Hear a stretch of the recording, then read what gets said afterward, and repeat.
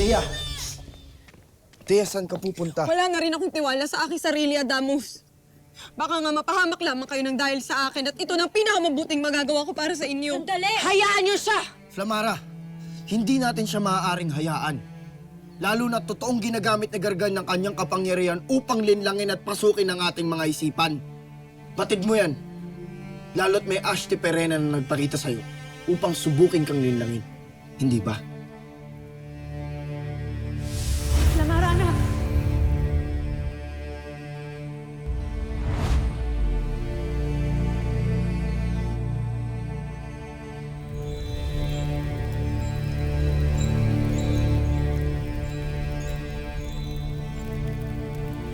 Ada?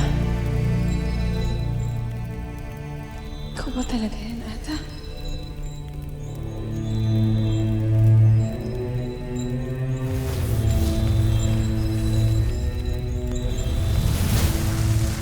Huwag kang maniwala sa iyong nakikita.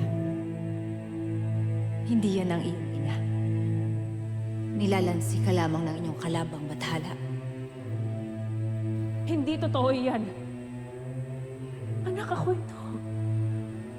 At nagbalik ako para sa iyo. Tatagan mo ang iyong loob, Flamara. Hindi talaga yan ang iyong ina. Halika na. At nasasabik na akong mayakap ka. Yayakapin mo ang kamatayan pagkat siya ay isang huwad! Shada!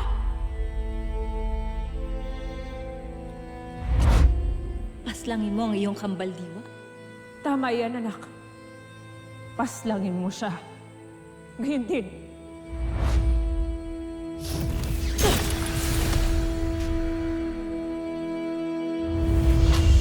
At ganyan rin ang naganap sa akin.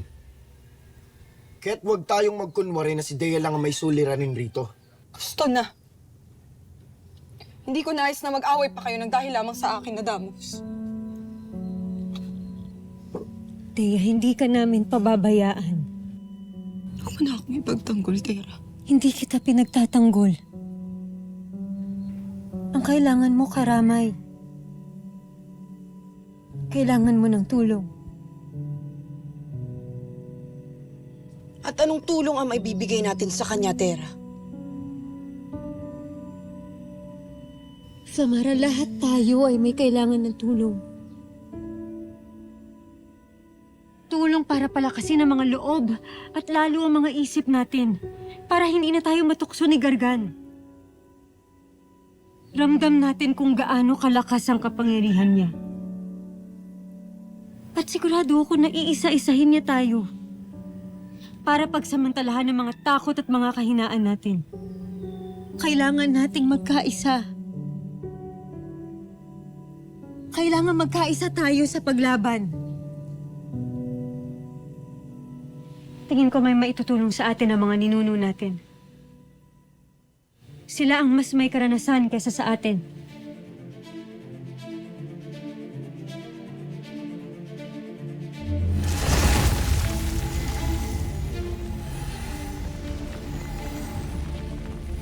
Ang ating mga kambaldiwa.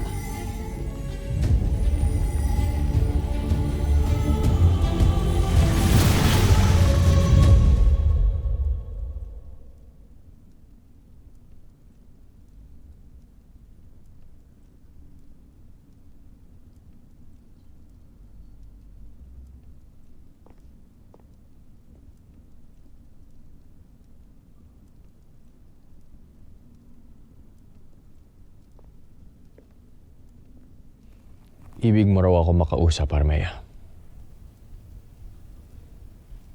Iwan niyo muna kami.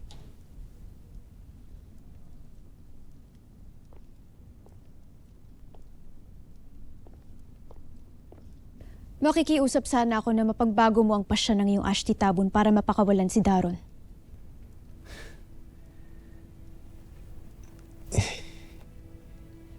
Hindi ko yan magagawa, Armea. Hindi mo magagawa kahit na alam mong sarili kong pasya ang pag-alis ko dito sa palasyo? Na isinangkalan ko lamang ang mga mini-ave upang palabasin na binihag nila ako? Soldarius, Hindi makatwirang ikulong siya at lalo't inako niya lamang ang aking pagkakasala. Kapag pinakiusapan ko ang aking Ashti, tiyak na kukutuban siyang inutusan mo lamang ako. Lalong tatanim sa kanyang isipan na sunod-sunuran ako sa'yo. Sa palagay mo, papayag ba siya sa iyong nais? Winika ba niya ito sa'yo? Nasunod-sunuran ka lamang sa akin? Ikaw ang gumawa ng suliraning ito, Armea. Kaya ikaw ang lumutas.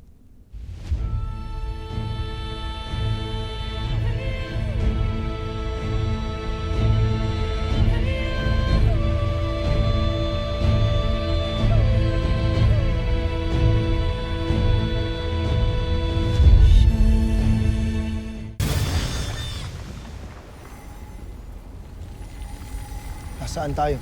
Paano napunta tayo rito? Suot pa natin ang ating mga gayak pandigma.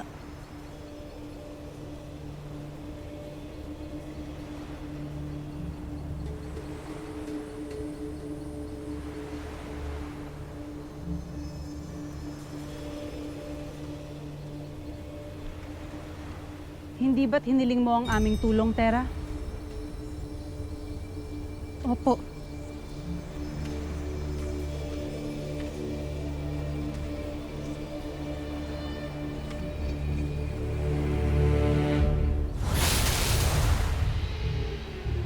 Tama ang iyong ginawa. Sapagkat hindi nyo kakayan ang lakas ni Gargan.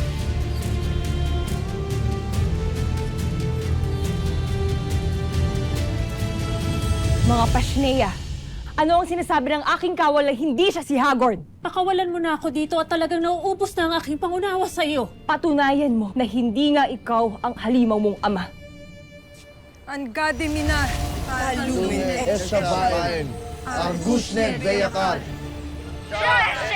Nag-uorasyon sila. Gargoshem, Asnerve Eve, Agnashua. Manahimik kayo!